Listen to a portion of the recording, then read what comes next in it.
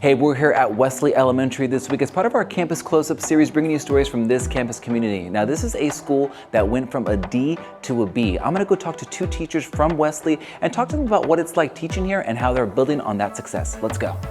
Melinda Garrett is a fourth grade math and science teacher who's been at Wesley for 4 years. She's witnessed the school's impressive growth firsthand. Being here, I could see the change in the students based off, consistency, making sure that they are on task all the time. She credits strong instructional leadership for taking Wesley from a D to a B. I would say the constant coaching from my appraiser. She comes in frequently, and if there's something that I'm doing that she thinks I need to work on, she'll tell me right then and there so I could implement it for the next class and continue to just improve my craft. Nicole Danzler-Harge is another Wesley teacher who's helping lead this change. Like her colleagues, she says the accountability results were exciting, but also expected.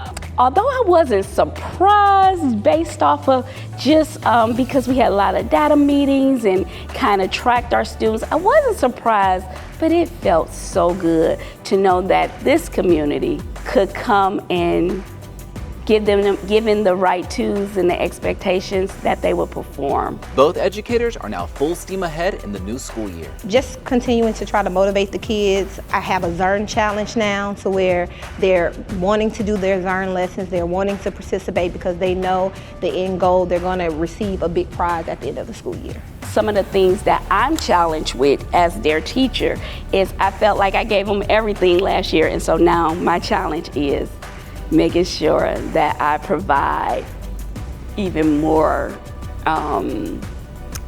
instruction and so that they do grow.